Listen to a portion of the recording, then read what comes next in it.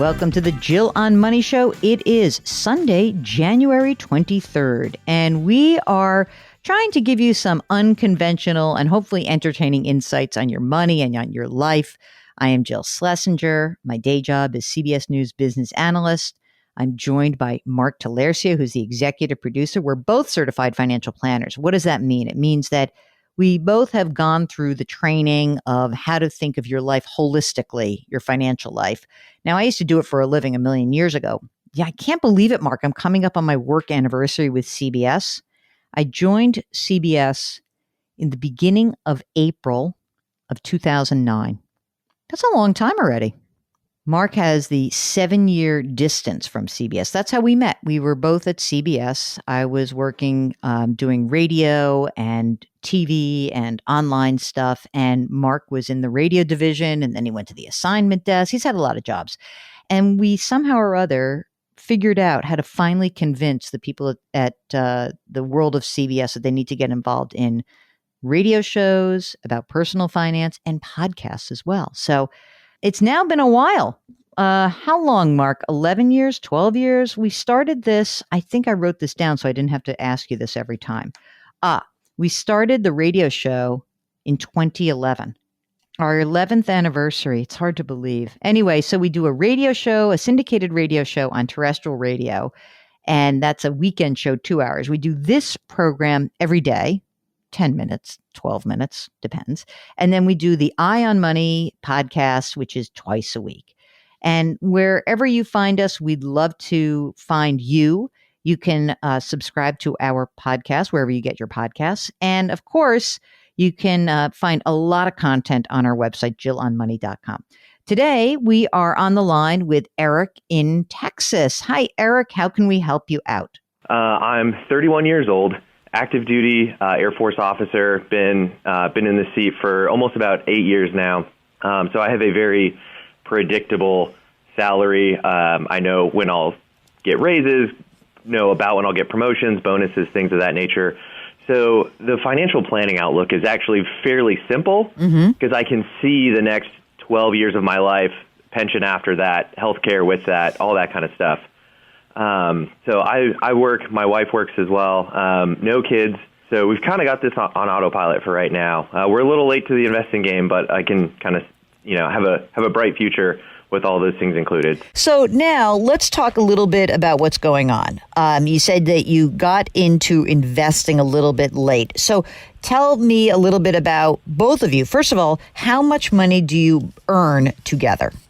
Just above 150. Okay. That cash flow is good for you? Do you there's no outstanding debt? I bought a new car a couple of years ago, and we bought her one last year, part of the dual income, no kids thing. Nice.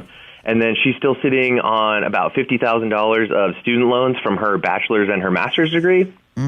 Okay. Outside of that, we don't have anything. We've got about $21,000 in cash savings. We're adding $1,000 every month to that. We're additionally paying way extra on her student loans. So making good progress there. How much is the interest rate on the student loans? It's somewhere in the sixes. Yeah. Okay. The car debt, what's the interest rate and what's the outstanding balance on the two cars together? Together, it's $68,000. I think mine's at I think they're both somewhere right around 3%. Dude, $70,000 almost in car loans? Yes. What kind of car did you buy? So I bought a Subaru sports car a couple years ago. And then we bought her a Chevy Tahoe. So you've got some money in cash, $21,000. How much would an emergency reserve of, say, 6 months be for you guys? Probably 30. Okay. So that'll be, this year thing, you'll have your emergency reserve beefed up to your 6 month, which probably is not the worst. You don't need to do 12 months. You are, as you said, you've got a pretty predictable income as a military person. What does your wife do for a living? Her background's in education, but we're in a real small town. So as a college educator, so there's not a lot of places for her to teach because she's pretty specialized. So right now, she also works on base. She is a civilian government contractor. Oh, okay. So you guys have great income, $150,000. You got the debt on the cars. You heard me give you a little bit of chiding for that. Okay, fine. I'm going to let it go. She's got $50,000 in student loans. So you're working on paying that debt down faster, right? Correct. what's going into retirement right now? So right now she does 10% to a 401k, and then she gets a 3.5% match. Great. And then I'm doing 5% to a Roth TSP and getting a 5% match as well. Fantastic. That's great. So you're doing the 5%, she's doing the 10%, you're saving the $1,000 a month, you're making extra payments on your student loan, on her student loans, yours together, whatever. That's about all you can do right now. Is that right? Yes. Okay, I got it. That sounds like a good game plan. I like that. I mean, making the extra payments on obviously a 6% student loan makes a ton of sense. Really good. Now, is there any reason why you would see any change to her income in the future? Or at least like near term, at least? No. Okay, got it. How about any housing? Do you live in military housing? Do you own a home? What's up? So we own a home on a 15-year VA loan. So making really good progress on there. We've been here for about a year and a half, and I'll still be here for about another 2.5 years. Yep. So estimated equity when we sell it somewhere around 40. Mm-hmm. So hoping to maybe use that to kill off the student loans when we leave here. So this sounds great. Now, what's your question?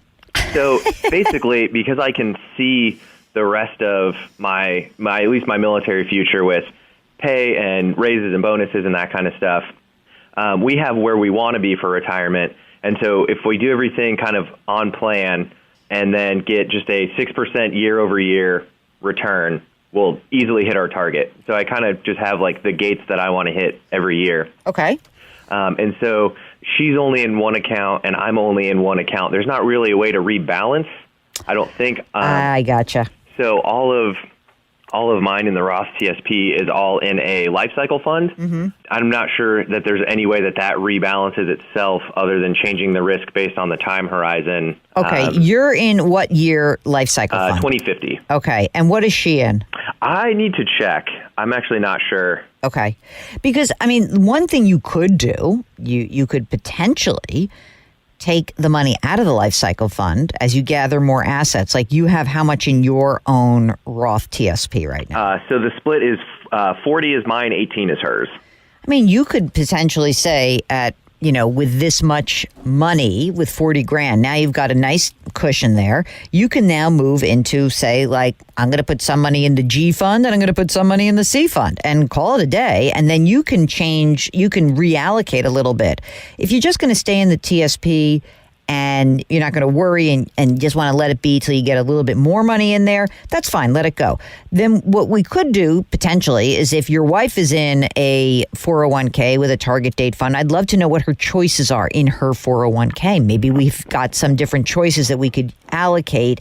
And that would be a kind of like a little rebalancing. You're not going to get a true rebalance in that 2050 fund. But if you want a little more control and be able to rebalance a little more actively, then we've got to find which assets in each of your accounts make sense for you. So you mentioned the G fund, the C fund. Would you recommend maybe like a target date fund, like a 2030? Yeah, I mean, what you can do is you can kind of make yourself wimpier. Right? Yeah. That's how you do it. We're both in that category, right there with you already. So then, yes, the other way is if you just want to make it easy, yes, use a date that's closer to right now, which would mean, instead of having more, if you look at you drill down into the funds and you'll see that I think in the 2050 fund, you probably have a lot more in the equities and a lot less in the bonds. But if you choose more of like a 70-30 split, that's probably going to get you exactly where you want to go with a smoother ride. Okay. How about that? Too easy. Okay, if you've got a rebalancing question like Eric or any other remotely financial question, all you need to do is go to jillonmoney.com, click the contact button. We'll get your note. Don't forget to let us know if you want to come on the air with us. Do me a favor. Please try to lift someone up today. Grit, growth, grace. Let's put a little gratitude on there also. It's Sunday. Why not? So I can afford to give you gratitude on the weekends, right? Thank you for listening. We'll talk to you tomorrow.